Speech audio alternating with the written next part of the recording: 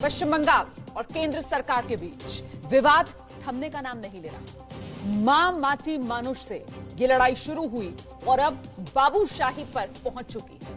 अच्छा, जो ताजा विवाद है वो तब शुरू हुआ जब बीजेपी के अध्यक्ष जेपी नड्डा के काफिले पर पश्चिम बंगाल में हमला हुआ था। आरोप लगा कि पुलिस तमाशबीन बनी खड़ी रही। टीएमसी कार्यकर्ता की तरह रवैया है बंगाल की पुलिस का। नड्डा पर हमले को लेकर गृह मंत्रालय ने संज्ञान लेते हुए नकेल कसने की शुरुआत की। जिन 2 आईएएस अधिकारियों के जिम्मे नड्डा की सुरक्षा थी, उन्हें गृह मंत्रालय ने बुलाया। अब यहां से ममता सरकार ने विवाद को और गहरा कर दिया। साफ इनकार कर दिया कि दोनों अफसर पश्चिम बंगाल कैडर के हैं। गृह मंत्रालय को उन्हें बुलाने का कोई हक नहीं। आईएएस अधिकारी गृह मंत्रालय के अधीन होते हैं, लेकिन बंगाल सरकार की शह पर उन्होंने भी दिल्ली आने में असमर्थता जता दी। और देखिए, अब आप देख सकते हैं मेरे साथ चर्चा में आगे शामिल होने के लिए बीजेपी के प्रवक्ता प्रेम शुक्ला जी मौजूद हैं। टीएमसी के समर्थक पेशे से वकील हैं तौसीफ खान जोड़ रहे हैं हमारे साथ। सुप्रीम कोर्ट से 2 वरिष्ठ वकील विराग गुप्ता जी, डीके दुबे जी इस चर्चा में हमारे साथ शामिल हो रहे हैं। बहुत बहुत स्वागत आप सभी का। सबसे पहले तो मुझे लगता है तौसीफ खान को आकर बताना चाहिए। तौसीफ खान साहब, दिक्कत क्या है? आपके बंगाल के अंदर जो अधिकारी हैं वो इतने असमर्थ क्यों हैं कि अगर गृह मंत्रालय उनको तलब करता है तो वो कोलकाता से दिल्ली तक नहीं आ पाते हैं?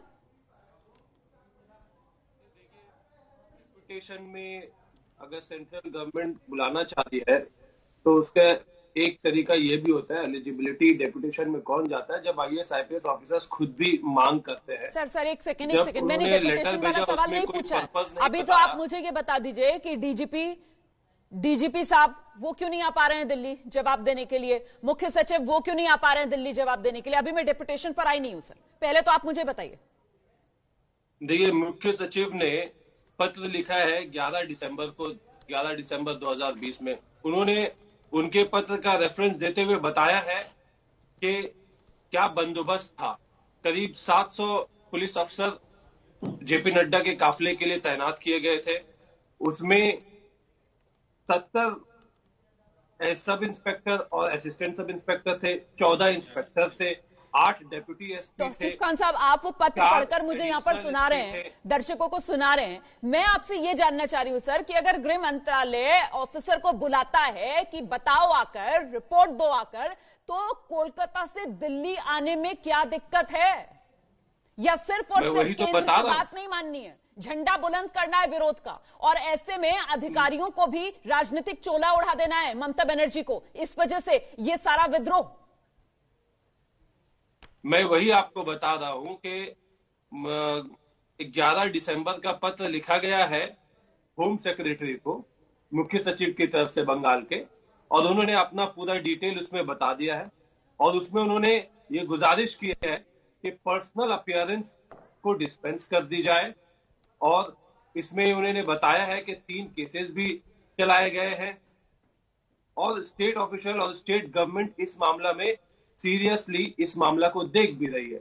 देखिए, जो आईएएस आईपीएस ऑफिसर्स होते हैं वो किसी मालिक के गुलाम नहीं होते। ऑफिसर जो होते हैं वो किसके गुलाम होते हैं, किसके गुलाम नहीं होते हैं, वो किसकी जबान बोलते हैं, वो किसके राजनीतिक रंग में ज्यादा कंफर्टेबल महसूस करते हैं, इस पर मैं बाद में आऊंगी। लेकिन जो मेरा सवाल था कि साहब, अगर गृह मंत्रालय बुला रहा है तो आकर सामने हाजिर होकर जवाब देने में क्यों असमर्थता जता रहे हैं आपके अधिकारी? उसका आपने मुझे कोई जवाब नहीं दिया। आप बता रहे हैं मुझे चिट्ठी पढ़कर कि देखिए चिट्ठी तो लिखकर भेज दिया ना। मैं ये पूछ रही हूं कि पत्र क्यों खेल रहे हैं, बात क्यों नहीं मान लेते हैं? क्या ममता बनर्जी राजनीतिक शय पर अब प्रशासनिक अधिकारियों का राजनीतिक तौर पर इस्तेमाल कर रही हैं? फिर तो ये आरोप लगेंगे ना प्रेम शुक्ला। देखिए, ऑल इंडिया सर्विस में जो लोग होते हैं वो किसी के मालिक के कोई गुलाम नहीं होते। ये बात आपको समझना होगा। रोमाना जी, मुझे इसका उत्तर देना है, संभवतः आपने मुझसे प्रश्न पूछा है। आइए प्रेम शुक्ला जी। रोमाना जी, ये स्पष्ट तौर पर दिखाई दे रहा है कि भारत के प्रशासनिक ढांचे को भी किस तरह से राजनीतिकरण से आगे बढ़कर अपराधीकरण की दिशा में सुश्री ममता बनर्जी ले जाने पर आमादा है। कैडर कंट्रोलिंग अथॉरिटी सेंटर है, आईएएस इंडियन एडमिनिस्ट्रेटिव सर्विसेज होता है, आईपीएस इंडियन पुलिस सर्विसेज होता है। ना तो बंगाल सर्विसेज है, ना ओडिशा सर्विसेज है, ना महाराष्ट्र सर्विसेज है। अगर कैडर कंट्रोलिंग अथॉरिटी ने संघीय ढांचे के तहत यदि किसी अधिकारी को तलब किया है तो उसको अनुपस्थित रहने की अपरिहार्यता का एक्सप्लेनेशन देना चाहिए। यहाँ पर जो पत्र लिखा गया है उसमें क्या अनुपस्थित होने की अपरिहार्यता क्या है? ऐसी कौन सी अपरिहार्य स्थिति है जिसमें मुख्य सचिव महोदय या पुलिस महानिदेशक महोदय जब उनको केंद्र ने समन किया है तो उपस्थित रह पाने में क्यों वो असमर्थ है? उसकी असमर्थता का कोई वैलिड रीजन होना चाहिए। वो तो इस दे तरह ही नहीं का रहे। कोई वैलिड रीजन ना वो देकर तो तौसीफ खान साहब दे ही नहीं की जो रहे। राजनीति की जा तौसीफ खान रही साहब तो चिट्ठी पढ़कर सुना रहे हैं, कह रहे हैं पत्र तो लिख दिया ना, फिर जाने की जरूरत क्या है वहां पर? विराग गुप्ता जी, ये जवाब हो सकता है क्या? गृह मंत्रालय की तरफ से 2 अफसरों को तलब किया जाता है और यहां पर बैठकर टीएमसी के समर्थक कह रहे हैं कि चिट्ठी तो लिख दी, क्यों जाएं? नहीं, देखिए, इस पूरी समस्या के 3 पहलू हैं। पहला ये है कि विश्व की सबसे बड़ी राजनीतिक दल के राष्ट्रीय अध्यक्ष के ऊपर बंगाल में जिस तरीके से हमला हुआ, हिंसा की राजनीति है, वो निश्चित तौर पर निंदनीय है। ये एक पहलू है। दूसरा पहलू ये है कि संघवाद में प्रशासनिक संकट को अगर हम संवैधानिक संकट में बदल देंगे तो ये पूरे देश के लिए एक नई चुनौती है। और तीसरा जो दोनों दलों के लिए दुर्भाग्यपूर्ण है, टीएमसी के लिए और भाजपा के लिए, कि सरकार और पार्टियों के बीच फर्क खत्म होता जा रहा है और ब्यूरोक्रेसी चाहे केंद्र की भाजपा की तरफ से काम कर रही है, राज्य की टीएमसी की तरफ से काम कर रही है, तो इसमें रूल ऑफ लॉ संविधान लागू नहीं हो पा रहा है। ये एक सोचने की बात है। ऐसा नहीं हो कि जिसकी लाठी उसकी भैंस, कि राज्यों में लोग अपनी अपनी मनमानी करें, केंद्र में अपनी मनमानी करें और उस नियमों की उसमें जो अफसर हैं वो उसमें बेवजह उसमें परेशान हो। इस बात को राजनेताओं को समझने की आवश्यकता है। पर सर, समझ तो कोई नहीं रहा है ना। डीके दुबे जी, ये प्रशासनिक संकट को संवैधानिक संकट में फिलहाल इस पूरे मामले में आपको क्या लग रहा है सर? कौन तब्दील करता हुआ नजर आ रहा है? कौन बात को बढ़ाता हुआ नजर आ रहा है यहाँ पर? मुझे लगता है कि ये एक संवैधानिक व्यवस्था है और इस संवैधानिक व्यवस्था के एक सीधा सा पहलू है जो वो कह रहे हैं कि चिट्ठी लिख दी गई है। इस प्रकार की चिट्ठी राय सहारा ने भी माननीय राम जेठमलानी के थ्रू सुप्रीम कोर्ट को दी थी और सुप्रीम कोर्ट ने वारंट करके उनको उठवा लिया था। इसलिए इस व्यवस्था में जहां पर अधिकार दिया है हमने संवैधानिक रूप से, वहां अगर अधिकार का इस्तेमाल करके किया जाता है और वो व्यक्ति चिट्ठी देकर जवाब देता है और उस चिट्ठी में कोई एक्सेप्शन नहीं रखता है और ये नहीं बताता है कि भाई हमारे कारण क्या है या मैं बीमार हूं या कोई और समस्या है, तो फिर केंद्र को इतना अधिकार है कि फिर उनके खिलाफ वो एक कोर्सिव एक्शन लेगा नेक्स्ट स्टेप में। और मैं आपको बता दूं, ममता बनर्जी कुछ नहीं कर रही हैं और ये अधिकारी अपनी नौकरी को दांव पर लगाए हुए हैं, क्योंकि जैसे ही इनका कैडर चेंज हुआ, कैडर चेंज होने के बाद अब इनकी सैलरी और इनकी व्यवस्था उस कैडर से होनी है जहां से होना है और अगर उस जगह पर ये अनुपस्थित रहते हैं तो कोर्सिव एक्शन हो जाएगा। फिर ममता बनर्जी जी सिर्फ पॉलिटिकल पार्टी में इनको जोड़ पाएंगी, इससे ज्यादा कुछ नहीं कर पाएंगी। ये सीधी व्यवस्था है कि आपने सेंट्रल सर्विसेज बनाई है, हमने उनका अपॉइंटमेंट किया है, अपॉइंटमेंट करके हमने एक कैडर बनाकर उनको दे दिया है और केंद्र सरकार को ये पूरा अधिकार है, गृह मंत्रालय को, कि वो कैडर हर 5 साल में रिव्यू करता है और बीच तो मतलब आप बड़ी बात कह रहे हैं सर, आप बड़ी बात कह रहे हैं विराग गुप्ता जी। मतलब यहाँ पर अनुशासनात्मक कार्रवाई का दरवाजा अब खुल जाएगा इन अधिकारियों के खिलाफ? एक्शन लिया जा सकता है इन अधिकारियों पर? नौकरी जा सकती है इनकी? नहीं, देखिए, जो डिप्यूटेशन की जो व्यवस्था है उसके 3 हिस्से हैं। जी। एक है अफसर, दूसरा राज्य सरकार और तीसरा केंद्र सरकार। सामान्यतः डिप्यूटेशन की व्यवस्था ये होती है कि अफसर अपनी विलिंगनेस देते हैं, राज्य सरकार उसकी रिकमेंडेशन करते हैं और केंद्र सरकार उसमें फाइनल अथॉरिटी होता है। लेकिन इस पूरे मामले में न ही अफसरों ने अपनी विलिंगनेस दी है, न राज्य सरकार ने अपनी अनुशंसा दी है, तो केंद्र सरकार अपनी जो अथॉरिटी को इस्तेमाल करना चाह रहा है। यहाँ पर रूल ऑफ लॉ की एक बात आती है कि ऐसी कौन सी विकट बात है कि जिसमें अफसरों को डायरेक्टली डिप्यूटेशन पे बुलाया जा रहा है। संविधान के अनुच्छेद 14 के साथ सबके साथ समानता है, तो क्या किसी भी राज्य में कोई भी हिंसा की वारदात होगी वहां से अफसरों को सीधे केंद्र में डिप्यूटेशन में बुला लिया जाएगा?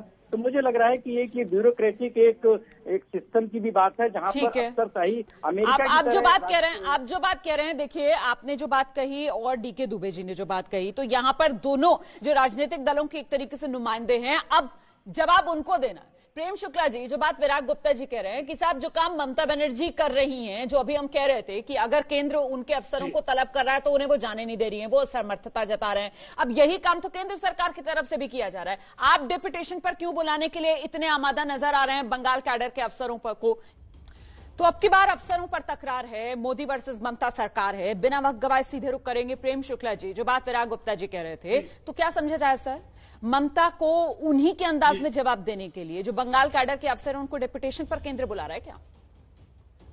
देखिए, जब नियोक्ता कौन है तो केंद्र है, और केंद्र जब नियोक्ता ने देखा कि उनका अफसर जो है किसी राज्य में गया, उससे वहां निष्पक्ष काम करने की उससे अपेक्षा है, वहां पक्षपातपूर्ण एक राजनीतिक कार्यकर्ता की भूमिका निभाता है। एक जेड सुरक्षा श्रेणी में, जिसको जेड सुरक्षा श्रेणी प्राप्त है, ऐसे दुनिया के सबसे बड़े राष्ट्र दल के अध्यक्ष पर हमला होता है, तो उस हमले में वो प्रत्यक्षदर्शी है सामने से, फिर भी कार्रवाई करने की बजाय वो राजनीतिक दल के कार्यकर्ता के साथ वो स्वयं का उसका जो है किसी तरह का साठगांठ दिखाई देती है। ऐसे में यदि नियोक्ता उस अधिकारी को प्रतिनियुक्ति पर बुलाता है, यह तो स्वाभाविक प्रक्रिया है। ऐसे में जब नियोक्ता ने अगर उनको कॉल किया, तो भी अगर राज्य सरकार ऐसे अधिकारियों को संरक्षण देती है जो आपराधिक कृत्य को संरक्षण देने का कुकृत्य करते हैं, तो भाई संघीय जो ढांचा है, पूरे संघीय ढांचे को चुनौती दी जा रही है। कल किसी भी राज्य में आपराधिक व्यक्तित्व, आपराधिक कार्रवाइयों में संलिप्तता जो है, राज्य में जो केंद्र से नियुक्त पर आए अधिकारी है उसमें होंगे, और जो नियोक्ता है ठीक है सर, कोई अधिकारी नहीं होगा। ठीक है सर, मैं ब्रेक के लिए रुक रही हूँ, उसके बाद में चर्चा इसी दिशा में आगे बढ़ाऊंगी। तो क्या केंद्र पर सवाल उठाना बेमानी हो जाता है? क्योंकि अगर अफसर राजनीति करेंगे तो फिर अंजाम तो भुगतने के लिए तैयार रहना होगा ना अफसरों को। तो अफसरों पर तकरार, आमने सामने मोदी और बंगाल सरकार। हम सीधे आपको लिए चलते हैं खास मेहमान जो हमारे साथ लगातार बने हुए हैं। तौसीफ खान साहब, अब जवाब दीजिए। ब्रेक से पहले जो सवाल उठा रहे थे यहां पर प्रेम शुक्ला जी की साहब, अफसरों का राजनीतिकरण कर दें आप, अफसर अपनी ड्यूटी में चूकें और केंद्र उनसे सवाल जवाब भी ना करे। केंद्र ने तो पत्र लिख दिया कि आप लोग चले आइए, अफसर ने उनको पत्र में जवाब दे दिया कि हमने क्या एक्शन लिया है और हम क्यों नहीं आ सकते। इसमें राजनीति तो अब केंद्र कर रही है। नहीं, क्यों नहीं आ सकते का तो आपने जवाब ही नहीं दिया। आप जो पूरा पत्र पढ़कर सुना रहे थे, सर ये तो बताइए क्यों नहीं आ सकते में क्या जवाब लिखा, ये तो आपने बताया ही नहीं। बीमार हो गए, कोरोना का डर सता रहा है, घर में कोई इमरजेंसी आ गई है, क्यों नहीं आ सकते, क्या जवाब दिया है बताइए ना। क्योंकि वो ड्यूटी कर रहे हैं मैडम, वो ड्यूटी कर रहे हैं। अच्छा, वो स्टेट कार्डर में है। अच्छा, सारे लोगों को उनका एक जुरिस्डिक्शन है, वो अपना काम कर रहे हैं। आप देखिए, ये जो IAS IPS ऑफिसर एक सेकंड सर, ये किसी नौकर, किसी मालिक के नौकर नहीं होते सर। बार ये जो आप दोहरा रहे हैं कि IAS IPS जो है किसी मालिक के नौकर नहीं होते हैं सर। IAS IPS जो है सर वो किसी स्टेट के भी नौकर नहीं होते हैं सर, ठीक है ना। IAS IPS किसी स्टेट के भी नौकर नहीं होते हैं सर, वो किसी स्टेट की भी कठपुतली नहीं होते हैं सर। कि अगर केंद्र जिसके अंतर्गत वो आते हैं वहां पर उनको बुलाया जाए तो वो कह दें चिट्ठी लिखकर कि हम नहीं आ सकते हैं, हम ड्यूटी कर रहे हैं। और आप बार बार ये जो तर्क दे रहे हैं DK दुबे जी, इस पर मुझे लगता है आपको बताना चाहिए क्योंकि आप वकील हैं कि संविधान क्या कहता है, व्यवस्था क्या है सर। देखिए, ऑल इंडिया कार्डर रूल्स जो है ना, IPS कार्डर रूल 1954 में उसके रूल 6 में व्यवस्था की गई है। अभी जो विराट जी भी कह रहे थे कि तीनों की कंसेंट चाहिए, तीनों की कंसेंट यानी कि IPS ऑफिसर की कंसेंट टेबल तक चाहिए जब वो किसी इंडिविजुअल को दिए जाएंगे। लेकिन केंद्र अगर उनका कार्डर चेंज करता है तो स्टेट से कंसल्टेशन होनी चाहिए। लेकिन in case of disagreement central having the right mean central shall decide, word shall decide किया गया है। शैल का मतलब ये हो गया कि सेंट्रल के पास फुल पावर है, डिसाइडिंग अथॉरिटी, अंतिम फैसला लेने का अधिकार केंद्र के पास है। आइए विराट गुप्ता जी, आप हाथ उठा रहे थे। नहीं, देखिए, पहले नंबर पर जो DK जी जो बात बोल रहे हैं ये कैडर चेंज का मामला नहीं है। हाँ। कैडर चेंज और डिप्यूटेशन दो अलग अलग चीजें हैं। ये डिप्यूटेशन का मामला है, कैडर चेंज का मामला नहीं है। और आज तक मैंने ऐसा कभी भी नहीं सुना है कि किसी अफसर की सहमति के बगैर कैडर चेंज किया गया हो, तो ये डिप्यूटेशन का मामला है। इस डिप्यूटेशन के मामले में 3 बातें बिल्कुल स्पष्ट हैं कि दोनों पक्ष, भाजपा और TMC, दोनों अफसरशाही का राजनीतिकरण कर रहे हैं। और जो DGP और चीफ सेक्रेटरी के पत्र से रिस्पॉन्स से जाहिर है कि वो राजनीतिक जो आका हैं, जो चीफ मिनिस्टर हैं, उनके दिशा निर्देश के अनुसार काम कर रहे हैं।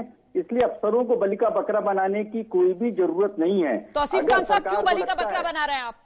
क्यों बलि का बकरा आपकी सरकार बना रही है अफसरों को? आप सुन रहे हैं? आप देखिए, यहाँ एक्सपर्ट बैठे हुए हैं और वो कह रहे हैं चिट्ठी से साफ हो रहा है कि ये लोग बलि का बकरा बना रहे हैं अफसरों को।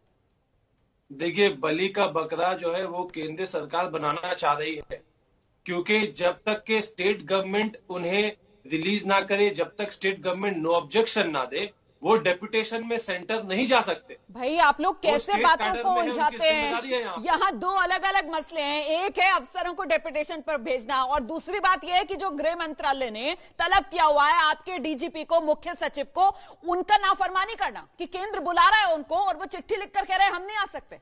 ये क्या तरीका होता है? उस चिट्ठी की बात हो रही है यहाँ पर। आप दर्शक को बेवकूफ क्यों बना रहे हैं? अगर वो चिट्ठी नहीं लिखते तो आपका ऑब्जेक्शन जायज रहता। केंद्र ने कुछ उनको तलब किया, उनके तरफ से कोई रिस्पांस नहीं आया। अच्छा, रिस्पांस में वो तो कह रहे हैं कि पर्सनल अपीयरेंस डिस्पेंस कर दीजिए। हमने क्या एक्शन लिया वो उन्होंने बता दिया है। हम यहाँ काम कर रहे हैं वो उन्होंने बता दिया। अब इसके बाद प्रेम शुक्ला जी, केंद्र चाहे तो केंद्र भी उसका जवाब दे सकती है। जो जवाब देना होगा। गुजारिश कर रहे हैं कि भाई हमें मत बुलाओ, पर्सनली हमने तो काम सही तरीके से किया था और चिट्ठी में पूरी लिखकर जानकारी भी दे दी है।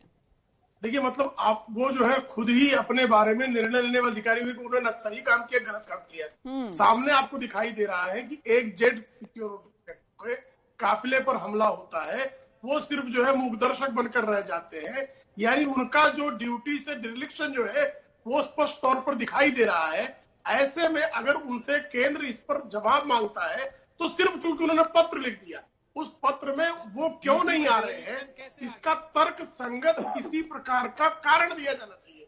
तो तर्क संगत कारण क्या है भाई? क्या जैसे आपने पूछा कि वो कोरोना से डर रहे हैं क्या, बीमार है क्या, घर में कोई ऐसी स्थिति क्या है क्या, ऐसा कोई असाइनमेंट उनके पास है जिसके कारण वो किसी प्रकार की यात्रा नहीं कर सकते या दिल्ली नहीं आ सकते? ऐसा कोई कारण उस पत्र में दिखाई दे रहा है क्या? नहीं, बस कारण तो ये गिना रहे हैं यहाँ पर बैठकर तौसीफ खान की काम कर रहे हैं। तौसीफ खान साहब आप समझ ये नहीं पा रहे हैं कि गृह मंत्रालय उन्हें इसीलिए बुला रहा है कि जो काम आपको दिया गया था, जो आपकी ड्यूटी थी, आपने वो सही तरीके से निभाई नहीं सर। इसी को जवाब के लिए तो केंद्र बुला रहा है और आप बार बार ये कह रहे हैं कि नहीं हमारे अधिकारी तो काम कर रहे हैं। जी काम कर रहे हैं इसलिए वो नहीं जा सकते हैं सर, काम में चूक हो गई है इसीलिए बुलाया जा रहा है। अब आप मेरा सवाल सुनिए, और सवाल ये कि क्या चाह रहे हैं आप लोग?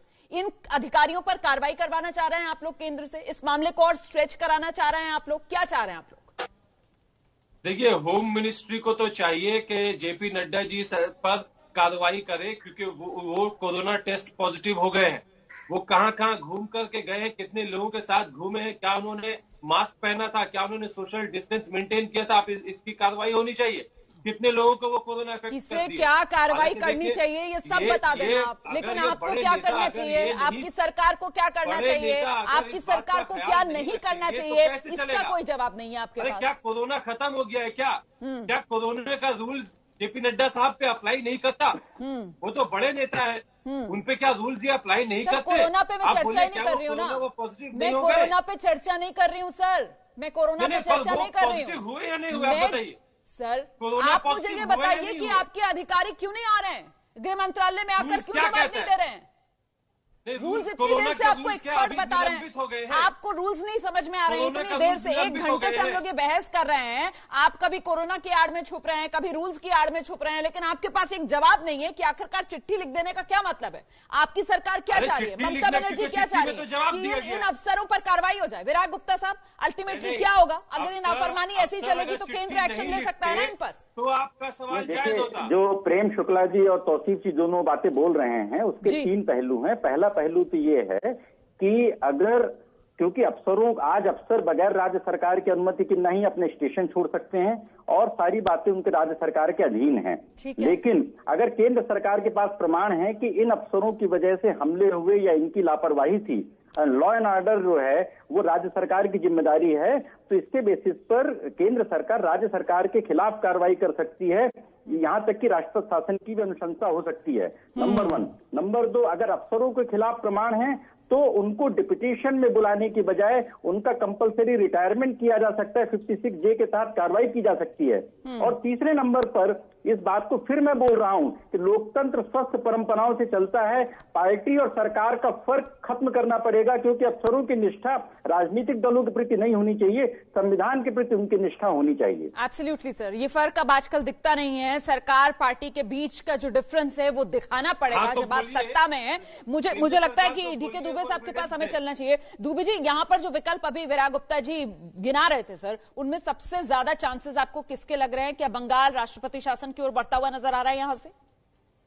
नहीं, फिलहाल मुझे लगता है कि राष्ट्रपति शासन लगाने की बजाय केंद्र ने उसके छोटा एक एक्शन लेने की कोशिश की है कि शो कॉज नोटिस टाइप दिया है कि आप आकर मुझे स्थिति क्लियर करें कि आखिर हुआ क्या था।